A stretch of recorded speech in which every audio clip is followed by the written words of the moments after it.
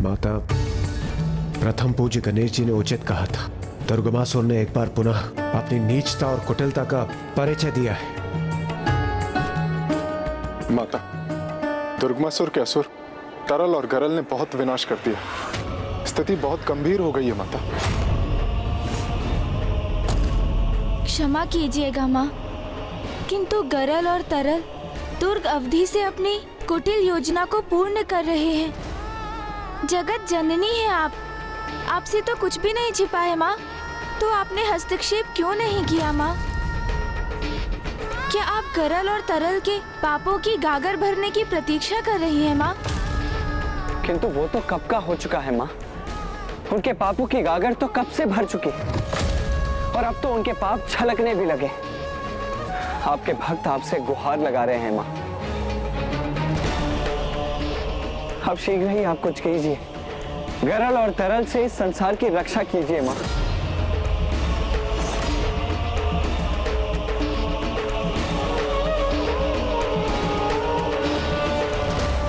नहीं, नहीं।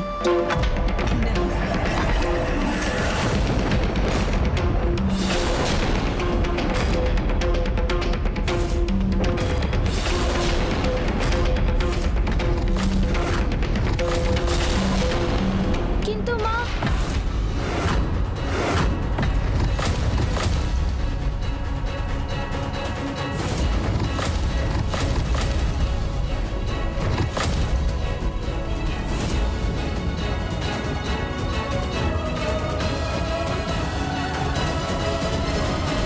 रुको गणेश।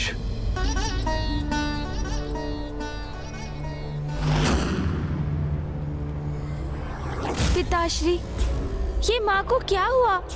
जो माँ पार्वती अपने भक्तों के कष्टों को देखकर पीड़ा से रुदन करने लगी थी, आज उन पर ही अपने भक्तों की पीड़ा का कोई प्रभाव नहीं हो रहा है पिताश्री। हाँ पिताश्री, और ऐसा प्रतीत हो रहा है जैसे माँ बहुत क्रोधित हैं। किंतु ऐसा क्यों? क्योंकि इस बार ये विनाश मात्र गरल तरल अथवा दुर्गमासुर के कारण नहीं हो रहा। अभी तो इस बार उनके भक्त भी इस दुर्दशा के लिए समान रूप से उत्तरदायी है।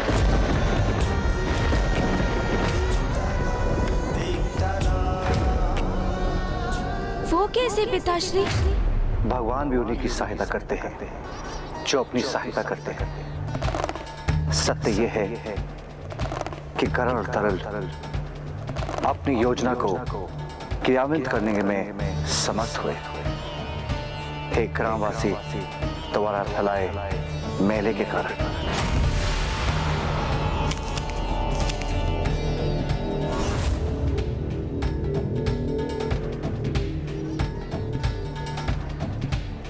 संसार पे छाए संकट का कारण है मैला। मैला फैलाकर जो अस्वच्छता का विस्तार करते हैं, उनके लिए ईश्वर भी कुछ नहीं कर सकते। जहां ज्येष्ठा का वास होता है, वहीं अधर्म और तामसिक प्रवृत्तियों का बोलबाला होता है।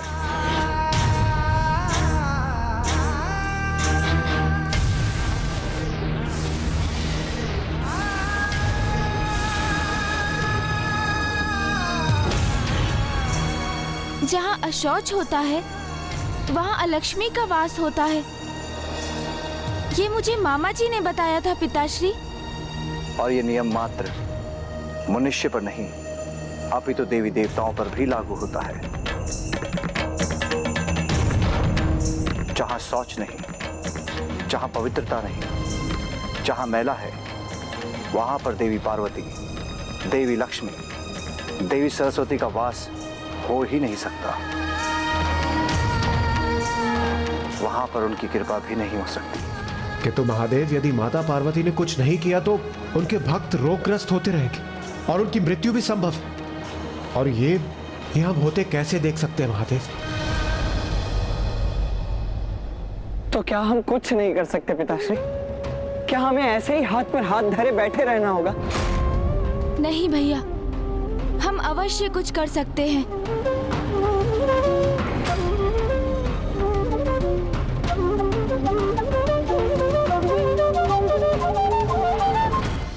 पिताश्री के शब्दों में ही हमारी समस्या का समाधान है। उन्होंने कहा जो अपनी सहायता करते हैं ईश्वर भी उन्हीं की ही सहायता कर सकते हैं। इसलिए माता से सहायता प्राप्त करने हेतु हमें ही कुछ प्रयास कर सर्वप्रथम पृथ्वीवासियों को स्वयं अपनी सहायता करने के लिए प्रेरित करना होगा।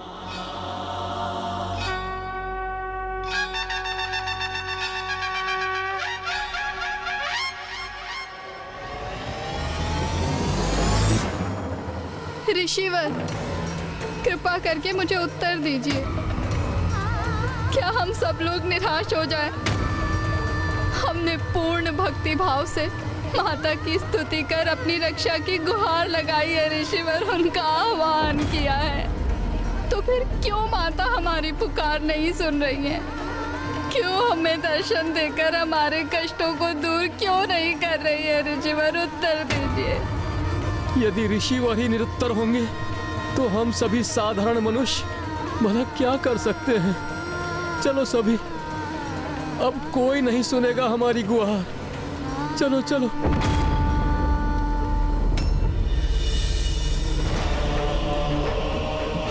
हमने तो ग्रामवासियों की सुख समृद्धि के लिए यज्ञ आरंभ करवाया था, फिर भी गांव वासियों की ऐसी दुर्दशा, और माता तक हमारी प्रार्थना नहीं पहुंच रही है। तो क्या हमसे ही कोई भूल हुई है? बहुत बड़ी भूल हुई है आपसे।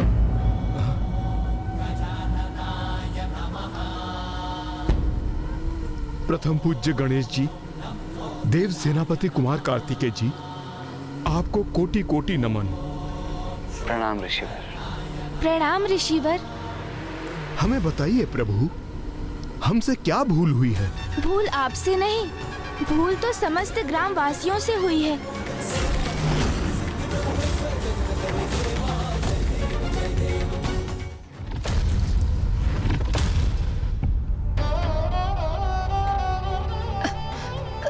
माँ।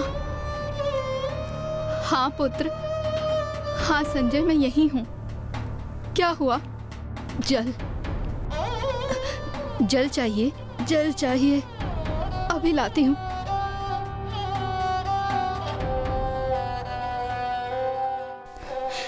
जल जल तो नहीं है। पुत्र, क्षण भर प्रतीक्षा करो, मैं अभी कुएं से जल भरकर लाती हूँ। हाँ।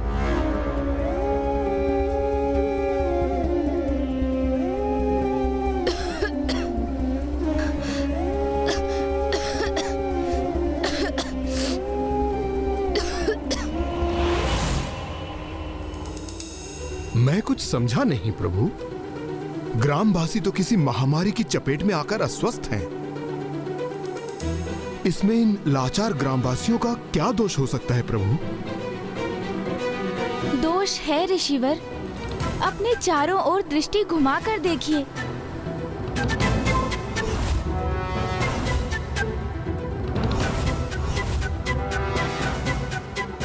कैसी अशौच की अवस्था है यहाँ पर। यदि यहाँ के निवासी अस्वस्थ हुए हैं तो स्वयं अपनी अस्वच्छता के कारण। आप सभी माता का आवाहन तो कर रहे हैं, किंतु स्वयं सोचकर देखिए, जहाँ स्वच्छता नहीं है वहाँ माता का वास कैसे हो सकता है? माता की कृपा संभव कैसे है? तो आप ही हमारा कोई मार्गदर्शन कीजिए प्रभु। हम करें तो करें क्या?